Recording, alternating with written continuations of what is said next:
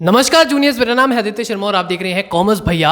And आज हम लोग बात करने वाले हैं जीजीएस आईपीयू मतलब आईपी यूनिवर्सिटी के एडमिशन प्रोसेस के बारे में। सो आईपी यूनिवर्सिटी के अंदर एडमिशन तो बहुत बच्चे लेना चाहते हैं या फिर उसके अंदर अप्लाई ज़रूर करना चाहते हैं, लेकिन उन लोगों को आईपी यूनिवर्सिटी का एडमिशन प्रोसेस नहीं समझ में आता है या फिर उन लोगों को उसके अंदर बहुत सारी दिक्कतें आती हैं। कुछ बच्चे तो चलो ठीक है दिल्ली के होते हैं, उनको तो फिर भी थोड़ा ईजी हो जाता है, लेकिन आउटसाइड दिल्ली वाले बच्चों के लिए बहुत ज़्यादा प्रॉब्लम्स आ जाती है। सो आज मैं आप लोगों को प्रॉपरली बताने वाला हूँ आप लोगों का आईपी यूनिवर्सिटी में एडमिशन कैसे होता है। शुरू करते हैं इस वीडियो को बिना किसी प्रॉफिट लॉस के।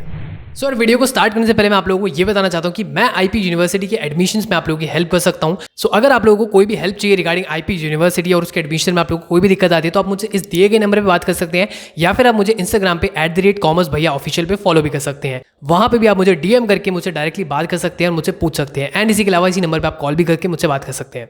सो चलिए अब करते हैं हम लोग स्टार्ट एडमिशन प्रोसेस को समझना। मैंने पहले भी इसके ऊपर एक वीडियो बनाई थी पिछले साल, लेकिन वो वीडियो बहुत लंबी थी। सो इस बार मैं आप लोगों को दोबारा से समझाने वाला हूँ और इस बार मैं आप लोगों को 2023 के हिसाब से समझाने वाला हूँ कि आप लोगों को एडमिशन कैसे करवाना है। सो इस बार आईपी यूनिवर्सिटी ना दो तरीके से एडमिशन ले रहा है, मतलब दो अलग अलग तरीके से एडमिशन प्रोसेस चला रहा है, जिसमें कि पहला वाला उन्होंने 4 कोर्सेज के लिए निकाल रखा है, जिसके अंदर आते हैं LLB, LLM, MBA एंड इसी के साथ साथ बीटेक। सो इन 4 कोर्सेज के लिए आईपी यूनिवर्सिटी अलग से कर रहा है, क्योंकि ये जो 4 कोर्सेज है ये नेशनल लेवल टेस्ट के बेसिस पे एडमिशन देते हैं, मतलब इनके अंदर रैंक्स जो होती है वो पहले से निकली हुई होती है। और इसी के अलावा आप सोच रहे हो भैया जो नीट का एग्जाम होता है वो तो बाद में हुआ है। सो जो नीट का एग्जाम हो गया या फिर MBBS कोर्स हो गया उसके लिए शायद से हो सकता है आईपी यूनिवर्सिटी अलग से काउंसलिंग निकलवा ले अभी। सो ये काउंसलिंग क्या होता है एंड इसके अलावा आपको करना क्या है अभी मैं आप लोगों को सब समझाऊंगा। सबसे पहला स्टेप आप लोगों को आईपी यूनिवर्सिटी में एडमिशन लेने के लिए क्या है, वो होता है रजिस्ट्रेशन फॉर्म भरना। रजिस्ट्रेशन फॉर्म आप लोगों को कोई ऑफलाइन नहीं भरना है, ये ऑनलाइन फॉर्म आता है आप लोगों का, और जिसकी डेट्स अभी क्लोज हो चुकी है 2023 के लिए। सो रजिस्ट्रेशन फॉर्म आई होप आप लोगों ने भर दिया होगा। अगर आप लोगों ने रजिस्ट्रेशन फॉर्म भर दिया वो कुछ 1500 रुपये का फॉर्म होता है। सो अगर आप लोगों ने वो भर दिया तो काफ़ी अच्छी बात है। उसके बाद आता है हमारा सेकंड स्टेप, जो कि होता है आप लोगों का CET exam. CET exam start हो चुका है होने, ठीक है। 31 मई से 17 जून तक चलने वाले हैं सीईटी के एग्जाम्स, जो कि इस बार ऑफलाइन मोड में हो रहे हैं। सो इस बार आप लोग OMR शीट के ऊपर सीईटी एग्जाम्स देंगे, ठीक है। कंप्यूटर बेस्ड पहले होते थे, लेकिन इस बार OMR शीट के ऊपर हो रहे हैं ऑफलाइन के अंदर।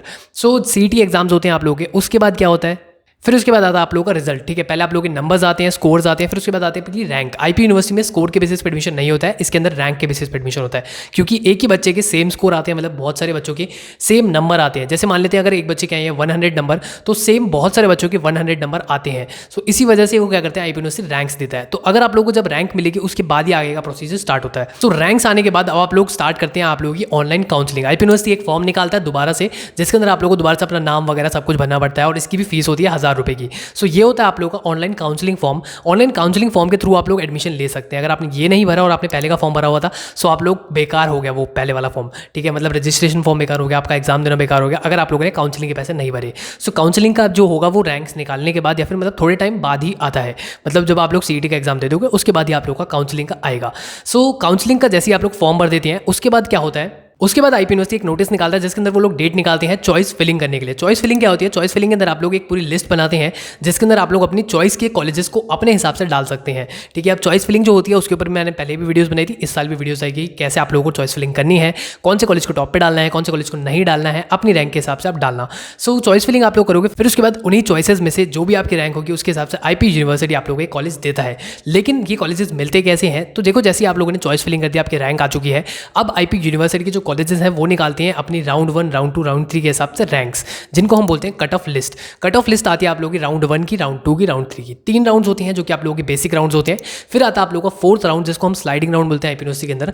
फिर आता है आप लोगों का 5th और 6th राउंड जिसको हम बोलते हैं स्पॉट काउंसलिंग राउंड। सो वैसे तो बोला जाता है कि जो स्लाइडिंग राउंड होते हैं, स्पॉट राउंड होते हैं, थोड़े से रिस्की होते हैं। बहुत लोग आप लोगों को ऐसा डराएंगे, लेकिन आपको डरना नहीं है, क्योंकि सारे के सारे राउंड सेफ होते हैं। अगर आप लोग को एक राउंड के अंदर कोई सीट मिल जाती है तो वो अगले राउंड के अंदर जाने के बाद भी आप लोगों की सेफ रहती है। सो डरना बिल्कुल मत, आप लोग काउंसलिंग के अंदर आगे जाते रहना।